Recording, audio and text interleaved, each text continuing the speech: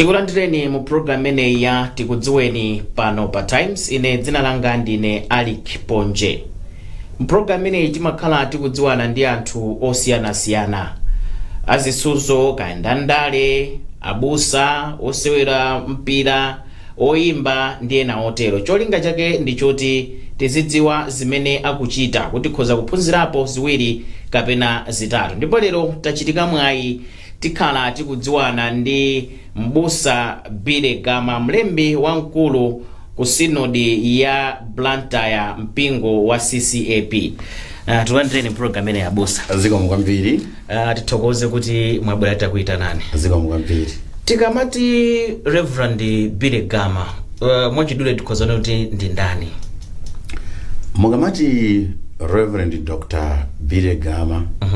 mukunena mbusa wa CCAP Blantyre Synod, amene padakali pano akutumikira mu office yaikulu kwambiri ya Synod ngati General Secretary. Mbusa ameneyu amachokera ku Mulanje, mudzi wa Gladstone, TA Laston Njema. Primary school yake mbusa ameneyu anachitira poyamba ku Chisambo ku Mati Estate. Kuchoka pamenepo ninapita ku Kamzu Barracks popeza babwanga kulilongwe. Anali msilikali wa Malawi Army. Monena kuti ndifana amulaini ndithu. Takulira ino simunapita ku usilikali bwanji? Timadziwa zoti ambiri yakhoti bambo ndi msilikali anambiriso njira makhangati yomweyo. Ndipo ndizoonadi ambiri amalowera kumeneko, koma ineyo ndidakali pa Sunday school. Ndisanapiteso ku Kamzu Barracks kutsatira bambo wanga,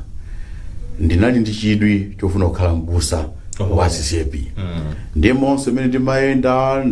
kufika ku Kamzu Barracks kuphunzira school, koma chithunzi chokhala mbusa wa CCAP Blantyre Synod sichina ndichoke hayi.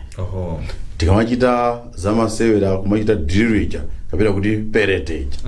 mungana amulaini, ngakhale nthawi ndi mathokhala officer otsogolera perete ndikumayidziwa bwinobwino, kwa maganizo anga wonse amasamirabe pa ubusa basi. Ndifo chake lero ndakhala mbusa mmalo mokhala msilikali wa Malawi Army, ndakhala msilikali wa Yesu tsopano. Mwakhala mbusa kwa zaka zochuluka bwanji? Kodi munangochoka straight kupita kubusa kuchoka kandi ku theological college kapena ndachoti mathamwina kugwira ntchito kuphunzitsako kapena kugwira ntchito yakuti kena kuisiya andu kamba ubusa? Komatu inu mwafunsa funso labwino kwambiri. Chifukwa malero yanga aubusa ndi odabwisa kwambiri. Poyamba ndili ku secondary school, Palombe Secondary School, anthu amanditchula kuti ndine mbusa. Koma ndisali mbusa chifukwa chonena kuti form 1 nditangofika tizi inali kumeneko mu nyengo zathu.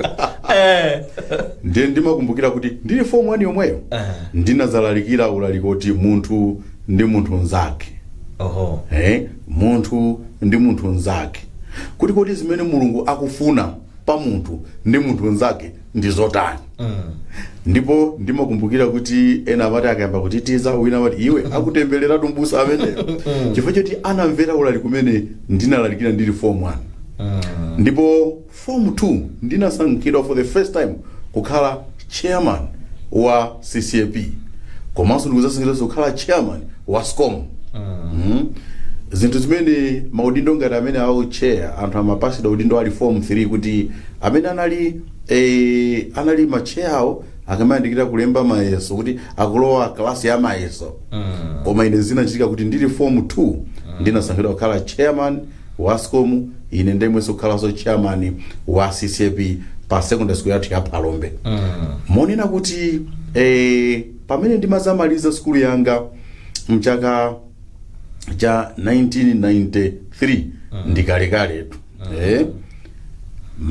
Chidwi chofuna kukhala mbusa chilipo kale. Koma zomwe zinachitika pamene ndikuti miracle inalipo ndithu. Tsiku lina ndili ku ulikhubula ndangomaliza secondary school yanga ndali zikusintha ku Malawi kuno Synod ya Blantyre inaitanisa mzungu wina kuchokera ku Canada timamutchula kuti Edgar Hiram mkulu ameneyu anabwera kuzaphunzitsa za human rights ku CCB Blantyre Synod ndiyeno anaphunzitsa kwa azibusa akulu ampingo amayi inali 10 yonena kuti aphunzitse the youth achinyamata ndiyeno ine naligula the youth tinakakumana kulikhubula youth conference center ndili kumene kuja ndi tsiku limene a general secretary time imeneyo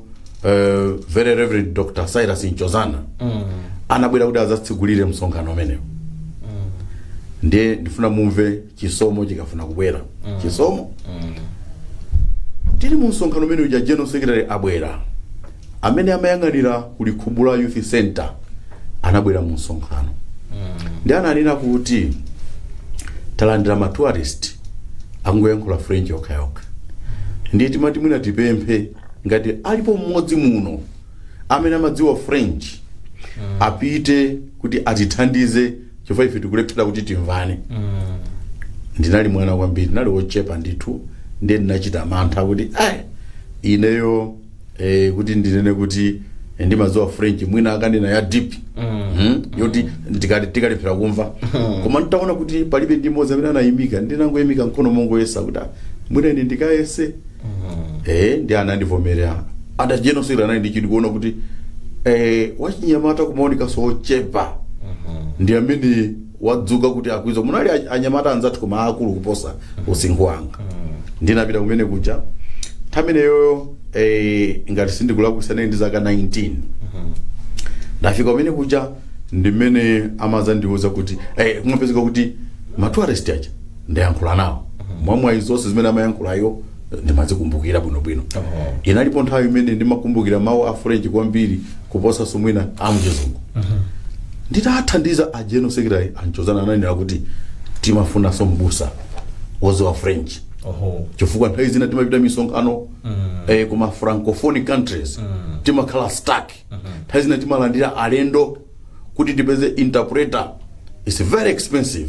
koma takhala ndi mbusa wathu odziwa French zikhoza kukhala bwino ndiye ndinawuza kuti ine tangomaliza school kumene ndinayesa koma nditapita kuma interview chaka chomwe chino 2 months ago pa presbytery Migoyi presbytery anandiuza kuti ndachepa ndizachita apply after 6 years chifukwa nthawi imene minimum yobwera kubusa zinali zaka 25 ndiye ataona akuti ma certificate onse ndi abwino ma qualification anu ndi abwino koma mwachepa muzachite so apply after imene simunaliso musana kwatire kodi kubusa si amati akujali kuma interview fusomeno nabwera ndinayendesana kwatire ndipo ndimakumbukira kuti ku presbytery andibweza kuti ndikulekae napita ku nyumba ndi apa ndokumana 2 weeks later ndi general secretary mlembe wamkulu wa synod akundiuza so kuti koma iwe ukhale mbusa munapita ku ubusa munapangira kuti Zomba Theological College zaka zingati zimenezo nthawi imene tinkapanga zaka zitatu ndi tinapita chaka cha 1994 tinamaliza chaka cha 1997 pamene station yanga yoyamba kunali ku Chirazulu Presbytery Mbulumbuzi imene timayitchula kuti Chirazulu CCAP ndithu mbuyo mumamvekabe munali ndani zoona ndithu ine munthu ne Malawi munotu ndagwira ntchito yabwino kwa kuti munthu sumayimba ngoma weka kapena munthu sukhala mfulu ku dziko la kwawo fa paliyena tifikapo paliyena oti ayamadi ayabire gama mwakuti tikambaso koma tinene zakubusa ndakhala maudindo akulu onse aku presbytery poyambirira udindo wanga oyamba kuchirazo kuti ndakhalapo youth director wa presbytery koma kuchoka pamenepo ndili komweko ndinazasankhidwa sokhala presbytery clerk koma ndili ordinand ordinand ndi munthu amene wangochoka ku skulu ya ubusa sanayikidwe manja kapena kuti ordination sinachitike koma ndinasankhidwa kukhala presbytery clerk pamene akuluakulu pa msonkhano wa executive itu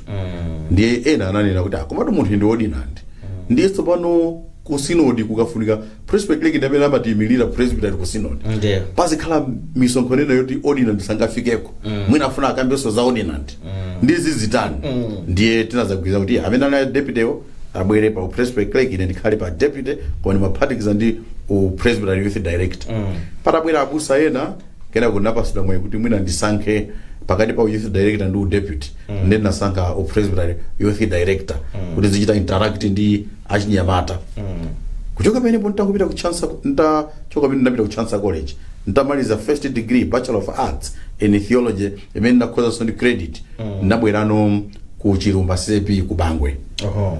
kumene kuja ndakhalako apo ndi kuti mwalo wano ntauni nanga kulowa ntauni muno munatulukaso ngati ndinatuluka si mwangolowa planta ndatulukapo ndithu chifukwa choti amati ukhangati ntauni muno abusa mmadya bwino ndizona ntauni muno ndi mwabwino. Okay, mwina tisanafike kumeneko kuti mukhale general secretary munali ndani musanafike pamenepo? Ndikubwera nawo nditachoka pa ku Chilumba ndimayenda Chilumba Themba na Miyango ndinapita ku maphunziro ku South Africa kwa mwina iwe khalaso interview ndikumene munakatengera PhD mena katengera masters komanso PhD nditakwera kumene kusinafikireso ku church nakafika kukhala mulangizi wa president presidential advisor on religious affairs. Yes I remember Malemu Bingu. Yes ndiyeno atamwalira Bingu natuluka mu town muno nakasuda mpingo wa ku Makande kwa Ngabu muti ndipo kumukana kumana ndi koma ina kupangani post kuti mupita ku Makande ine ndipita ku munamva bwanji ndinachilandira chimene ndinachilandira ndichi ndimafuna kuti anthu amudziwe Beregama ndimene ndikunena izi kuti anthu ena Beregama mwina sanamuone pamaso sanachite nayo interact kwa amathoka ndi negative stories za Beregama koma sanamuone sanachite nayo interact ndiyeno anthu oka ma assumption beti mamuganizira Beregama sangaka khale ku Makande munthu anali mulangizi wa president. Tichiteka a break. Yes. Imeneyi ndi programu ya Tikudziweni pano pa Times tikucheza ndi Reverend Dr. Beregama mlembi wamkulu mu synodi ya Blantyre mpingo wa CCAP. Takhala ni pompo. Tikulandireni mugawo lotsiriza la programu imeneyi ya Tikudziweni pano pa Times. Lero tikudziwana ndi Reverend Dr. Beregama mlembi wamkulu mu mpingo wa CCAP synodi ya Blantyre. Ndeti magamba nkhani ya mupita ku Makande. I think koko kwamveka bwino kuti munavomera kuti mukupita. Mwasankhidwa tsopano ndinu a general secretary. Kodi mali general secretary wa mpingo wa CCAP Blantyre synod. Kumene kuchazukanga ndi kumakhala ndale kwambiri mukupanga kuti mukonzekera kuti mpikisane kunali zambiri zochitika ena ukambidwa zambiri ena ndi ayi ino ati mathandizidwa ndi DPP kunali ena asata mathandizidwa ndi zipani zina zimakhala bwanji zimenezi? Udindo utundi wakulu kwambiri komanso ndo makobiriso aliponso makobiriso kuti alipo kweni koma is a position of influence. Kodi general secretary ndi moderator amasiyana bwanji? Moderator ndi wamkulu mu synod chifukwa makanga ndi chairman wa board. General secretary makanga ndi chief executive officer, actually the chief executive officer. Komano tikangana mene zimakhalira even mabungwe general secretary makabe ngati sama nditi mphamvu tinatake kwaso ndamene amayankhula makanga ndi mwini film ndizona mwini film ndimo general secretary na chief executive ndikuti actually general secretary makandi more privileges than the moderator wa synod. For moderator ndikuti ndikamozi mukamuitana chair kapena moderator tabwerani kwa mu constitution tumana kuti all ordained ministers are equal but the moderator is the first among equals. Ndi wamkulu ndithu koma chifukwa choti operation in terms of administration mkulu amakhala general secretary ngati chief executive. Mene bezi makhalira kama nkhani za ndali kumpingo zinakhala bwanji fa kuti musankhidwe napanga follow ndithu mene zimakhalira ayi kodi ndino DPP no ndithu mbusa samakhala ndi chipani. Koma honestly speaking kunali muyangane masynod athu onse atatu kuno zandali zimazilowerera kwambiri kuyambira Livingstone imene Nkhoma ku Blantyre chimachitika nchani kwambiri ukhanga ndala malola kwambiri mu mpingo? Chimene chimachitika zomwezo perception you know DPP ili very strong kumwera. MCP ili very strong chigawo cha pakati. Kaya pano poyamba tikanati afford kwa tikani kutika UTM kaya afford we can't be so sure. Now Blantyre Synod parameter yake ndi kumwera. It's a very easy perception ya anthu ndikunena kuti Blantyre Synod ndi kuti ndi ya DPP. Koma timudati muone mwinaso pano ndi pamene anthu akuona kuti kani mwina tu anthu atimango ala kuira kapena because the constitution is very clear ya church. We must be non-partisan. Koma andale sadamba pangapo pampu ndrama mu church. Osati zoonekera kuti ma donations kachani koma anozoti kudzera kumbali. You remember ku synod yathu yomwe zimamveka mbuyo mwayi apereka ndrama DPP kuti kai 70 million tinanga pakati hapo. Zitakha kuti ndrama zimatha kuperekedwa koma not to my knowledge. Chimene kunenera tapendi pamalimbiro kuti talenta 70 million or one tamba. Sitinalandire. Ndipo sinapanga press conference mosokuda ni moderator mimi tunachita refute kuti ngati pali wina amene akudziwa kuti kapena wina walandira ndrama mdzina la synod abwerepo era. Koma zokamba zimakapompa no ndimamva nkhale sina tuluke patali akuti talandira 40 million ya covid. Koma 40 million munthu oyamba nenela kudziwa ndikanakhala ine. Chifukwa chief executive wa synod officer the general secretary ndiye amene amayankhula mmalo mwa synod. Zitatu zibwere ndrama zo ndi toyamba kuti ndilandire nayenera kukhala ine kapena kudziwa. Koma ayi palibepo. Koma ngoti Malawi ndi social media mwina timachita abuse nene. Mutapatha ngoganiza nkhani. Mmene ndikuonera mwina atu achimwenewa amusangira jibire gamwe mabusa wonse mwina anthu oganza tenda kugera ndikanga chepe ndifoma ndisanga kuti ndibwereko koma inu deep down in your heart you know kuti sina kupasa no one tambala kapena so ine sindina nandire china chili chonse so izo zimakamba koma eneyo I learned chinthu china mali mpingo ananduza tsiku lina kuti ukakhala mtsogolere akuti poyamba anandipasa chisanzo cha ulendo kuti piregama munthu ukuyenda pansewo wapeza galu akukuwa iwe ndikuima kutenga miyala kuyamba kugenda 30 minutes kena kugaluja kaya umupha kaya athawa uyambeso kuyenda another 30 ukumana ndi galu wina wakumana ndi galu 5 ukafika so when you are a leader usamachite focus administration yako nzokamba za anthu atha kukamba zimene ngati ukamba ineyo ngati general secretary panopo focus yanga ndifuna ndichite develop synod and I want to make sure kuti tikhaini ma investment first synod ndi nyengo mene zikuyendera apapa tikamangodalira chopereka cha Kristu osakhala ndi ma investment a serious obweresa ma resources ku synod sikulena ndi ma church watizatseka and si Blantyre synod yokhai ndinena za ma church wonse pano ndikwabwera corona amene palibe amene amadikira kuti kungabwere these are natural calamities wabwera akhristu sakupita ku church akhristu ena achosera ntchito akhristu ena aluza business zawo and zinthu ngati simungachiteso blame president kapena boma ayi ndi ma natural disasters zafika potero koma church kuti chichite operate chifuna ma resources that's why ndikunena kuti my focus ndionera I should develop synod to the maximum that's why mwana tagula kapuka uja pano ndo Blantyre Synod tikumanga cement block factory tamanga kuchiwembe ukoko kuti nafeso on commercial side tikulisa ma cement blocks kuthandiza chilengedwe kuti chitetezeke malo maocha maovoni mocha njwera ife tomwe ta tsegula khola la mbuzi lero lomwe ndimalanda ma report kuti mbuzi 10 za swalero zili ndi ana pa bangula pacha tabanga khola lina la nkhumba la mbuzi kuna mingadzi farm ya kuna mingadzi we have over 200 hectares kumene kutaikako antchito tofuna pachaka iziti pasa not less than 400 million ndifuna synod joti khale self sustainable that's the vision ndiyeno munthu amene ali ndi vision kuti ndikuyang'ana patsogolo ndiye ndiziva kuti kodi anthu akuti ati ndino DPP kodi anthu akuti mukulwerera ndale kuti ndizilimbana ndizi andichedwesatu anthu osati inuyo mwina ifa yoti pano pa boma linasintha DPP sili mboma ndimuona kuti apa siziyendaso to ndiyambe kupanga concentrate on za serious zachitukukoza achimwene zimenezo palibepo tili mmatipate pamene tili mmatipate kuti dziko liyende bwino you need a strong government and a strong opposition chifukwa ngati tili ndi a weaker opposition zinthu sizipita patsogolo ngati ndi a weaker government zinthu sizingaende so what I'm saying even kana kauti DPP kwa sababu musaiwale ujeno sekretary tu namba DPP ili mboma ndipo sanene kuti mwina chifoti DPP yachoka ndinayamba ujeno sekretary 2019 DPP ili mboma koma right from day one my focus was kuti I want to develop my synod. Mutasankhidwa u general secretary akuti munapanga transfer abusa ambiri amene kukhangatika opikisana nanu ka ena amene adavotera enawo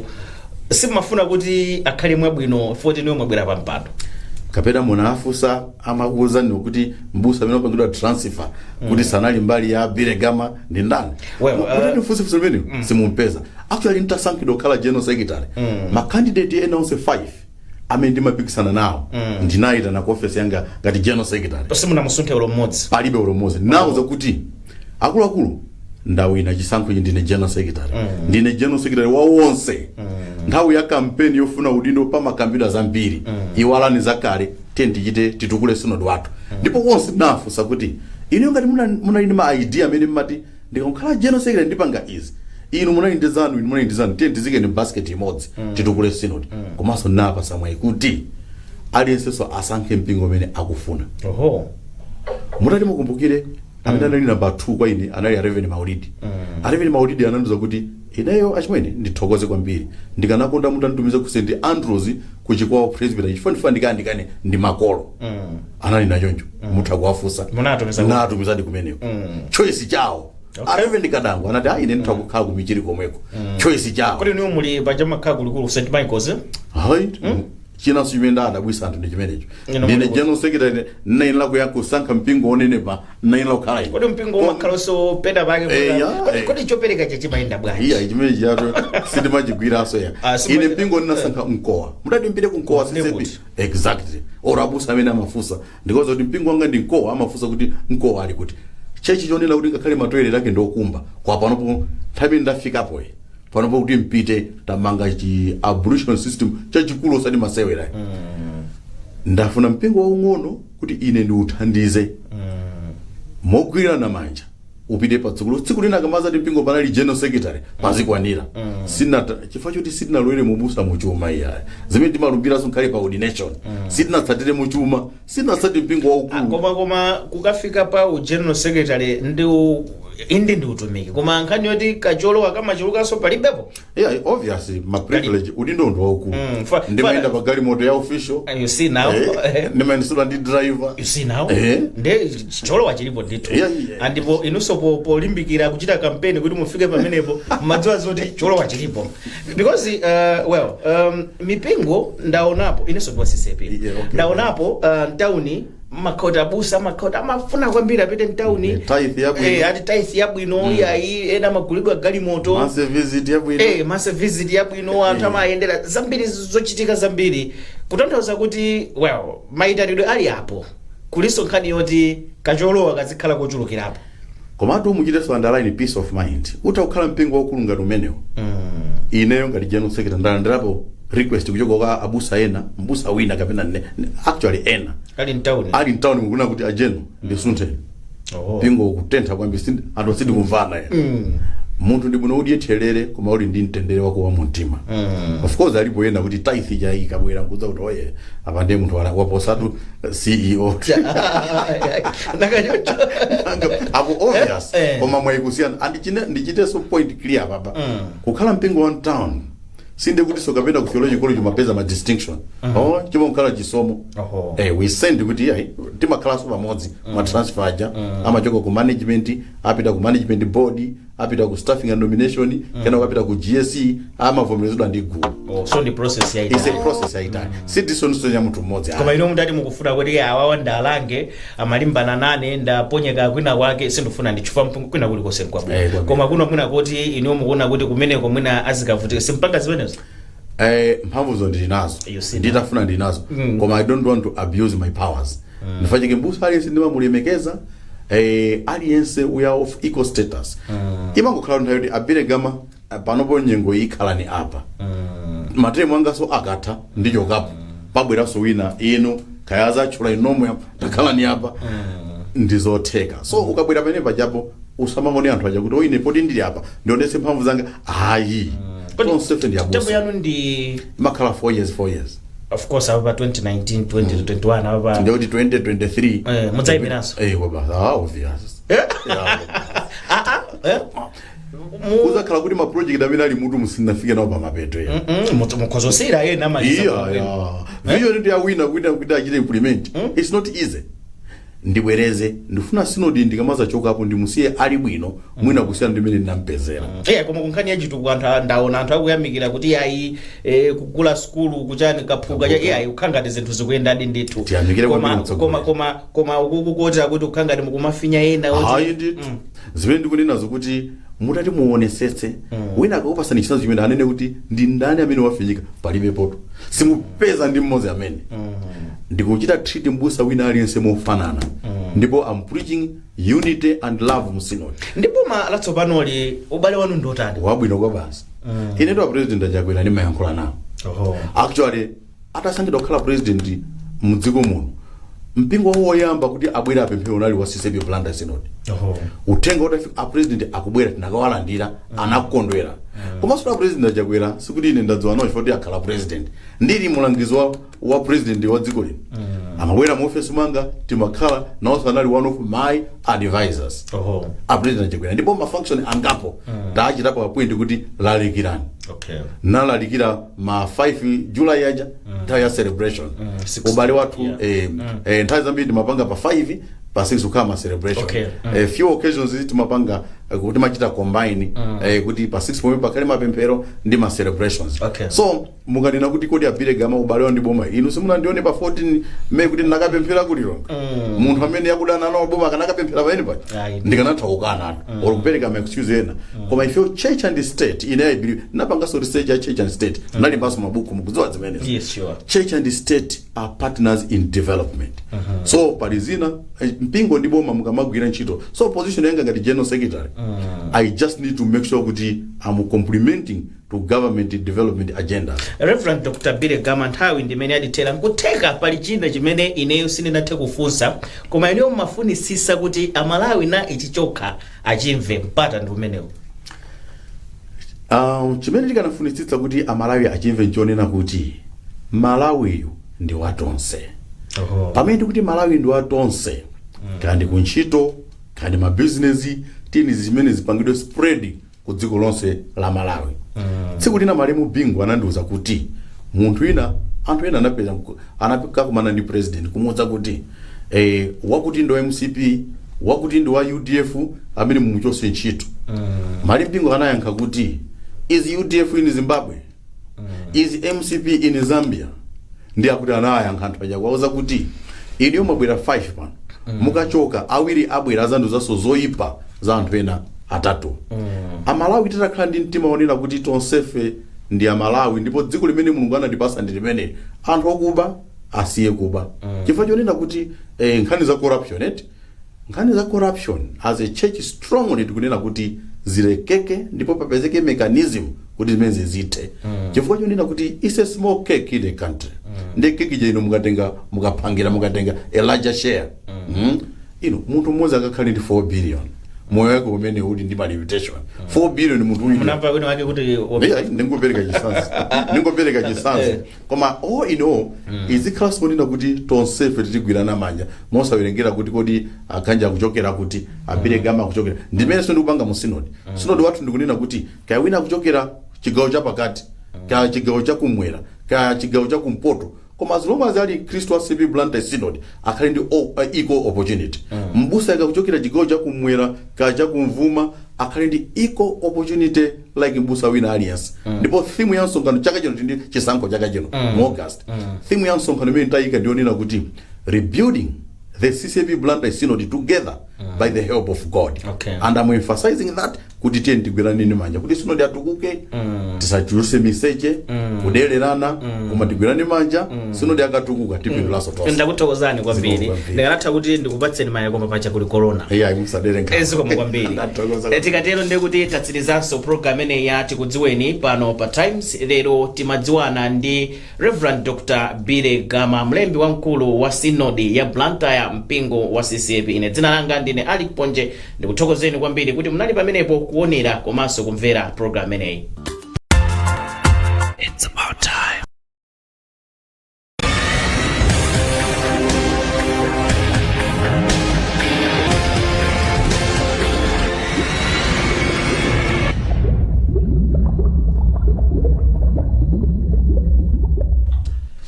Hello, my name is William Kumwembe, and this is the Quadrant, where editors meet. And in the program, we discuss topical issues that have a bearing in the country, issues that are making headlines on the local scenes. And also we go international, discussing issues that are topical on the international scenes. And the third and last segment of the program, we focus on issues that are to do with journalism, how men and women who uses the pen to convey the message dealing their day-to-day business. And joining me in the studios is Aubrey Mchulu, who is editor of The Nation under the Nation Publications Limited. Welcome to the program, Aubrey. Thank you, William. First things first, the first segment, the greatest Q10. I think that's what made headlines in the course of the week. Yeah. 6 days after rejecting Ombudsman Martha Chizuma's new ACB director, the Public Appointments Committee of Parliament